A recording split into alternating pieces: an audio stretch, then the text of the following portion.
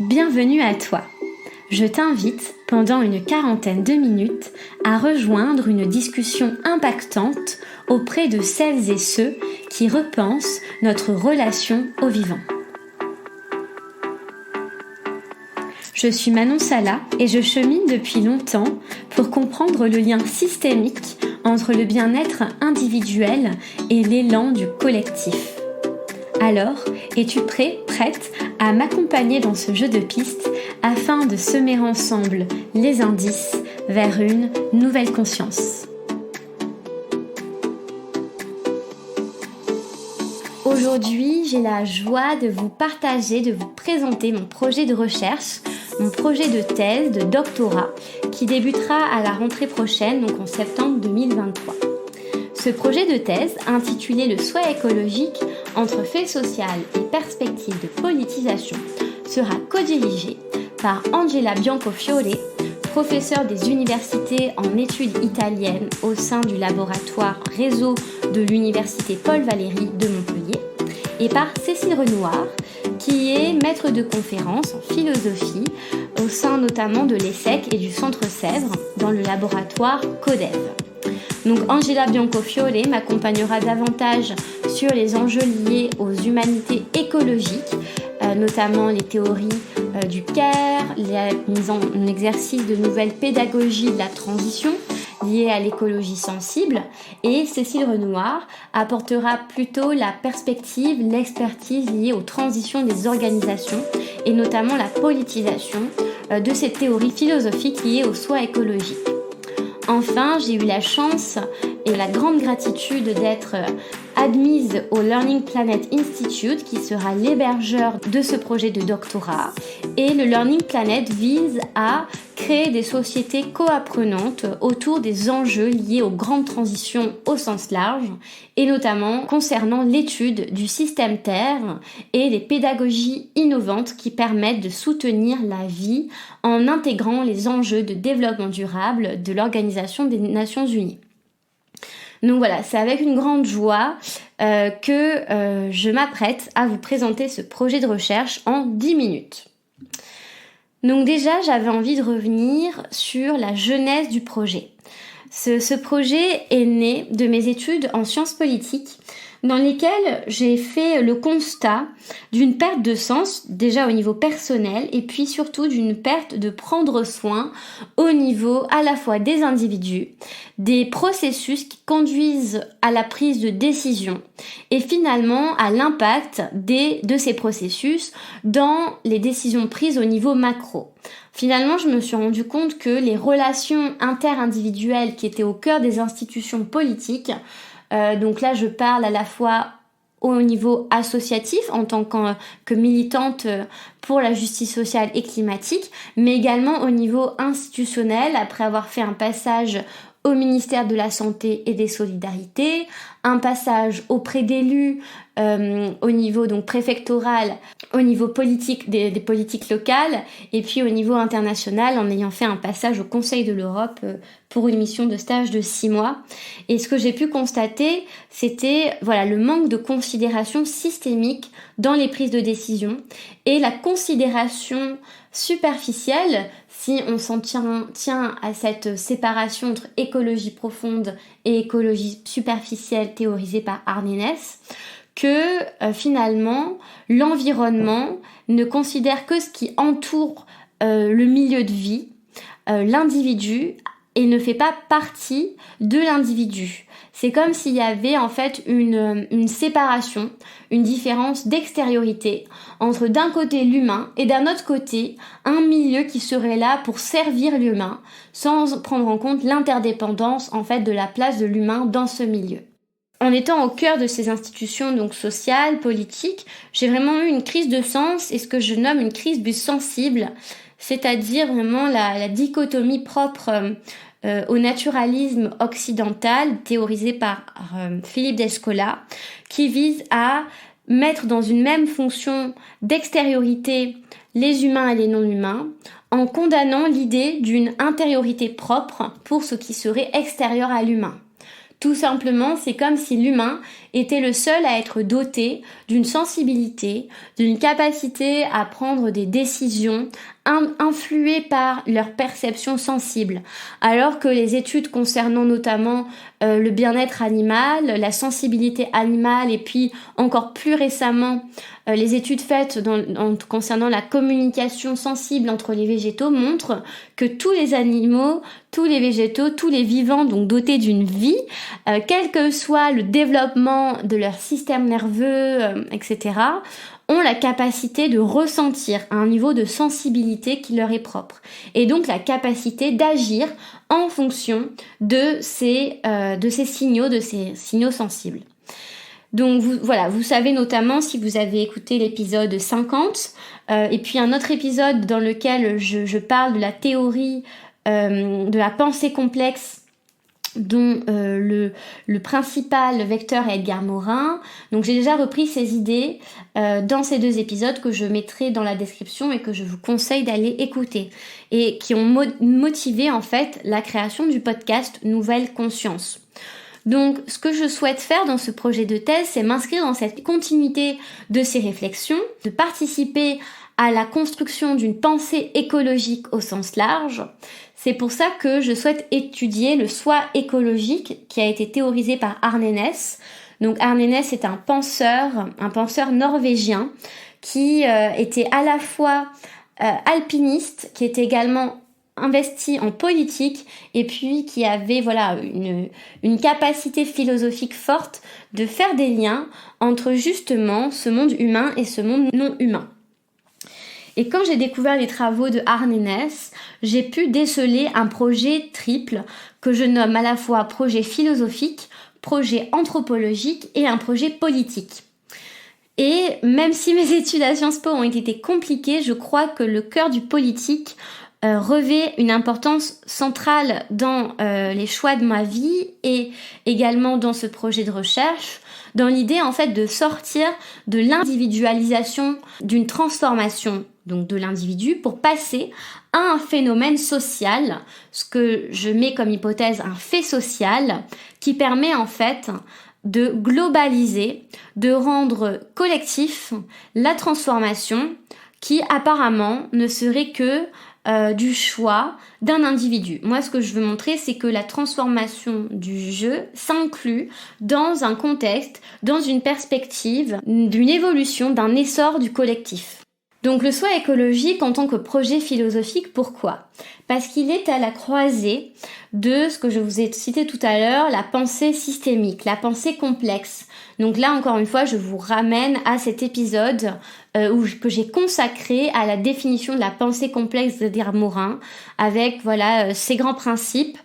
ses grands objectifs, et notamment l'objectif politique.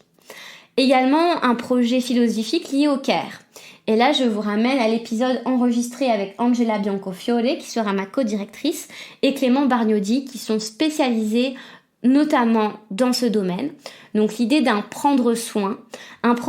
qui dépasse uniquement le lieu du soin, on va dire social, donc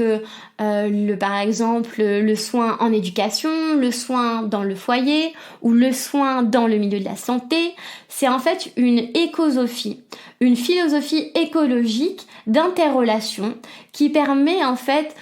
par la compréhension même de notre interdépendance, d'inclure ce soin dans les modalités mêmes de fonctionnement, dans toutes nos prises de décision, toutes nos pensées. Et donc, ces 2 phénomènes, le phénomène global de la mise en perspective de son soi dans le monde, de la pensée complexe, lié à en prendre soin du relation, également de l'interdépendance liée à la société à laquelle nous appartenons et au monde, au destin planétaire d'Edgar Morin, m'a permis de relier cette pensée à l'écopsychologie. L'écopsychologie, j'ai également abordé cette thématique à l'épisode 40 avec Emmanuelle Delrieux, où elle revient, et aussi avec Michel Maxime Aiguerre, où tous les deux reviennent sur les fondements de l'écopsychologie, à savoir réinsérer l'état du monde dans la prise en compte de l'état psychique de l'individu, de mettre donc ainsi de l'écologie dans l'état émotionnel, psycho-émotionnel de l'individu, mais également intégrer la part sensible, émotionnelle, affective, dans la prise en compte du milieu. Donc c'est vraiment un lien, en fait, c'est dire les mêmes choses que l'interdépendance, mais dans différents mots. Et cela s'insère dans différents courants. L'émergence de ces théories sont apparues dans un contexte politique qui était à la fois destructeur de l'individu par la présence de guerre, destructeur de la nature par la destruction de milieux, d'écosystèmes humains, d'écosystèmes végétaux, d'écosystèmes vivants. Et puis Edgar Morin qui a repris en fait cette volonté d'aller de l'avant dans un projet philosophico-politique, donc une écosophie, en s'inspirant de la nature. Donc on est toujours dans ce lien entre les systèmes biogéochimiques doivent et peuvent inspirer, mais je dirais plutôt doivent inspirer les systèmes politico et sociaux. Donc c'est dans ce sens également que le soi écologique est un projet anthropologique, avec l'idée d'un avènement du naturalisme. Ce serait passer de cette dualité pour renforcer les liens d'intériorité réciproque, pour finalement s'insérer dans d'autres manières, de nouvelles manières d'être vivant, de Baptiste Morisot. Voilà, donc en fait c'est un projet qui va resituer la présence de l'homme dans ce système social, dans un contexte, pour pourquoi pas ériger de nouvelles façons d'être au monde. Une nouvelle, finalement ça me fait penser à la notion d'Heidegger, donc le Dasein, l'être au monde, qui s'inscrit dans une phénoménologie de l'être et de l'esprit, c'est-à-dire une capacité relationnelle d'entrer en relation sensible, d'entrer en résonance, la résonance d'Armut Rosa, avec l'individu à l'extérieur de moi, mais également avec le lieu où je me trouve et l'éclosion de ce qui se noue de par la rencontre de ces relations. Et donc finalement, pourquoi un projet politique ? Et là, c'est tout l'enjeu pour moi de ce projet de recherche qui va donner naissance à 2 différents terrains. Un projet politique parce qu'il permet d'édicter, de penser à de nouvelles façons de créer le collectif, de nouvelles façons de faire partie de ce corps social et d'intégrer des praxis, des capacités d'être et de prendre des décisions qui vont dans le sens d'un respect du vivant, dans le sens d'un respect de la vulnérabilité de l'autre, de soi-même, et dans l'idée d'une égalité totale de par notre appartenance même à ce système Terre. Donc je vais partir de 3 hypothèses de départ. L'idée que le fait d'avoir cette prise de conscience du soi écologique, d'incarner ce soi écologique, va créer finalement de nouvelles compétences psychosociales. Donc c'est finalement comme si on partait d'une éthique morale, pour reprendre en fait tout le travail de Hans Jonas sur l'éthique environnementaliste, et puis de Corinne Pelluchon sur ce qu'elle appelle une morale des vertus. On va passer de cette capacité donc psychique à prendre en compte la vulnérabilité de notre lien pour s'insérer dans en fait une mise en commun, une mise en lumière de nos liens d'agir et d'être, pour en fait s'insérer dans de nouvelles formes organisationnelles. Déjà, ça passe par de nouvelles façons d'organiser le pouvoir en interne, de nouvelles façons de prendre des décisions, de dialoguer en ayant cette perspective systémique, et donc finalement un impact politique qui sera la résultante de tout ce travail de tissage en interne et dans le projet particulier qui est en compte. Donc je vais partir de la deuxième hypothèse que le soi écologique pourrait s'assimiler à un fait social. Donc là je me base vraiment sur la définition classique de sociologie du fait social qui est abordée par Émile Durkheim et qui consiste à dire que tout fait social préfigure l'action d'un individu dans une société donnée. Toute activité sociale n'est pas de l'ordre de l'inné, il est de l'ordre du construit qui est la résultante de préfigurations qui vont conditionner le résultat futur. Donc là, on est encore dans cette boucle de rétroaction, c'est-à-dire la décision prise va impacter sur les futures préfigurations de la décision prise. Vous pouvez imaginer un cercle en fait où l'ensemble des processus sociaux s'inscrit en fait dans une généalogie plus large des mouvements sociaux, du contexte sociopolitique, des enjeux de pouvoir. Et donc c'est comme si les habitus au sens bourdieusien, c'est-à-dire la capacité à agir au-delà donc de la décision propre, agir uniquement guidé par une construction capacitante de société, en fait cet habitus va conditionner l'ensemble des phénomènes qui résultent de ces habitus sociaux. Donc c'est comme si, moi ce que j'ai envie de montrer, c'est que le soi écologique peut être un nouvel habitus, un nouveau fait social qui peut conditionner la façon dont les groupes vont interagir et donc avoir un aspect politique. Donc pour cela, je vais participer à des enquêtes de terrain. Donc je ne vais pas rentrer dans la méthodologie de l'enquête parce que je crois qu'elle n'a pas vraiment sa place ici. Pour pouvoir en tout cas prouver ou au contraire désapprouver mes hypothèses de départ. Je vais faire à la fois des laboratoires au sein du Learning Planet. Je vous en dirai plus tard sur ces aspects qui sont encore à construire. Mais en tout cas, c'est ma volonté d'utiliser en fait ce laboratoire d'idées, ce laboratoire de relations, cet écosystème apprenant pour pouvoir intégrer cette prise de conscience du soi écologique, de ces liens d'interdépendance, et puis une enquête auprès d'écolieux en lien avec l'Agence nationale de cohésion des territoires, où là nous allons aller observer des écolieux. Et je partirai du constat qu'au sein de ces écolieux, les individus qui ont décidé d'aller vivre avec ces modes de vie alternatifs ont déjà intégré ce soi écologique en choisissant de tisser de nouvelles relations avec leurs proches, au sein de leur écolieu, avec la société et avec le monde non humain. Voilà, donc ça c'était pour l'aspect technique donc de ce projet de recherche. Je vous remercie d'avoir écouté jusqu'ici. Finalement la présentation aura duré plus d'une dizaine de minutes, mais bon, j'avais beaucoup de choses à partager. Donc pour terminer sur les perspectives politiques de la construction de ce soi écologique, je partirai de l'idée en fait, de l'hypothèse que finalement l'incarnation de ce soi écologique, de cette compréhension systémique d'interdépendance et de besoin de care, de respect avec le monde humain et le non-humain qui l'accueille, en fait avec tout ce système Terre, permet de faciliter la compréhension et la pensée complexe dans les prises de décision. Donc là, de nouveau, je m'inspirerai des théories d'Edgar Morin, mais également de Félix Guattari qui parle des 3 niveaux d'écologie, l'écologie moléculaire qui s'inscrit dans un projet politique, et je vous renvoie également vers les travaux de Jean-Michel Fourniot qui lui aborde la symbolique sociale de Enrique Martins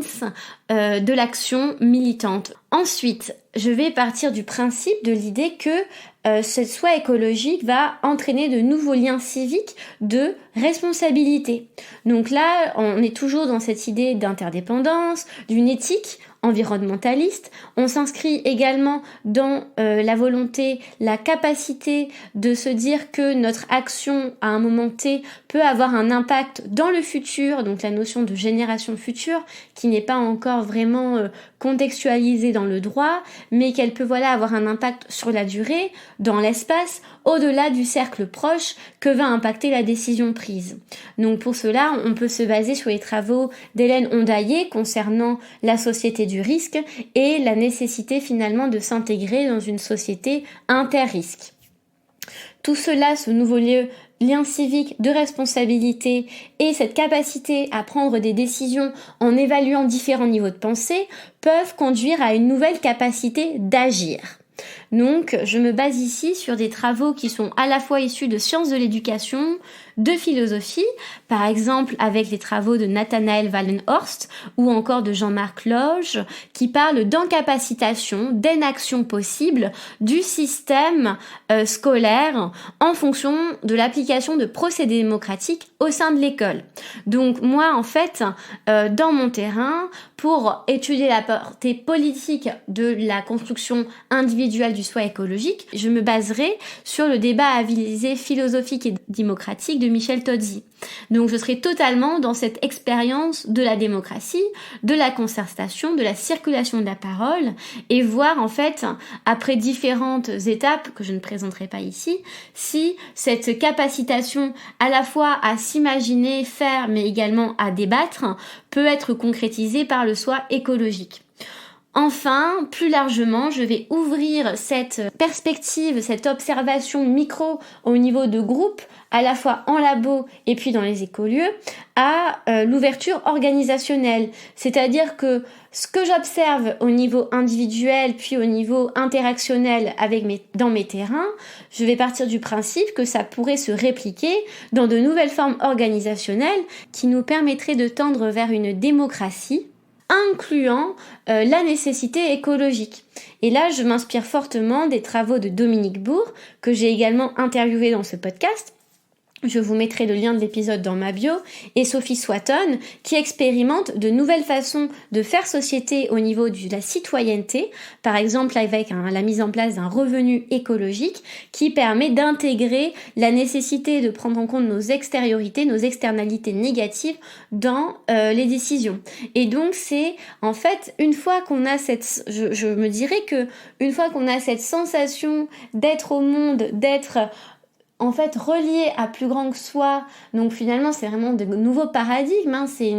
une sorte de spiritualité laïque, de prendre soin, de respecter, de vouloir protéger ce milieu qui nous accueille et dont on fait intimement partie, qui nous permet d'ouvrir de nouvelles perspectives politiques et sociales, dont on a vu certaines expérimentations contemporaines, avec la Convention citoyenne pour le climat, avec des exemples de démocratie participative qui sont extrêmement inspirantes. Mais en tout cas, voilà, passer de l'aspect théorique à l'aspect pratique et montrer que, au lieu de séparer la sphère psychologiques, thérapeutiques qui sont pris en compte dans le soin, dans l'éthique du care, dans l'éco-psychologie, au lieu de les séparer de cette perspective très individualisante et qui peut mettre beaucoup de poids sur les épaules de l'individu, je vais essayer de tisser ce lien entre cette transformation qui intervient d'habitude dans la sphère très personnelle d'un cabinet, d'une thérapie ou au contraire moi j'aime pas l'idée d'un développement personnel mais d'un déploiement personnel par l'intermédiaire de lecture, puis après de discussion, enfin de tout un processus psycho-organique, que tout ce processus peut et doit s'intégrer dans des formes politiques organisationnelles. Or, notre société a tendance à séparer les deux, à mettre d'un côté tout le travail personnel de l'individu et de l'autre tout le travail politique, organisationnel, social au sein de structures. Sauf que au sein de ces structures, on a des individus. Et moi, ce que je veux montrer, c'est que ces individus ont un impact fort sur l'organisation, la structuration de l'institution et que pour ça, il faut intégrer la prise en compte sensible de l'individu au sein même de l'institution, à la fois donc par de nouvelles modalités de prise de décision, mais également dans une capacité d'écoute, de compassion, d'être au monde, de présence avec nos collègues, avec nos amis, avec nos compagnons de lutte, quel que soit le milieu. Donc j'espère que cet épisode vous aura plu. Il sera le début d'une longue série que je vais introduire dans une 3e saison de ce podcast à partir de la rentrée prochaine. Et je souhaite que ce podcast soit désormais un recueil pour partager mes travaux de recherche, pour avoir également accès à des personnalités qui s'inscrivent dans cette pensée systémique de l'écologie et qui sont capables de simplifier des visions qui, à première vue, peuvent paraître loin de toute matérialité, avec la notion de spiritualité, d'ésotérisme qui pourrait faire peur, ou encore loin de toute compréhension simple, alors que finalement, il suffit de revenir à l'état d'être premier, d'ouverture en fait à notre milieu qui nous a fait grandir, évoluer jusqu'à l'espèce Homo, le genre Homo que nous sommes aujourd'hui. Donc je vous souhaite une très bonne journée, merci encore pour votre écoute Si vous avez des remarques, des suggestions de lecture, des inspirations, n'hésitez pas à m'écrire, à me les partager. Je serai vraiment ravie d'aller explorer. Et puis si vous êtes à Paris l'année prochaine, je serai ravie de vous rencontrer. Je partagerai également tous dans ce podcast les différents événements, les différentes conférences qui vont nourrir ce projet de recherche. En attendant, je vous souhaite un très très bel été. Je vous remercie pour votre fidélité. Je suis heureuse de vous savoir ici parmi la communauté de la conscience écologique et la conscience systémique qui a pris naissance il y a maintenant 2 ans. Et je vous dis à très bientôt. Au revoir.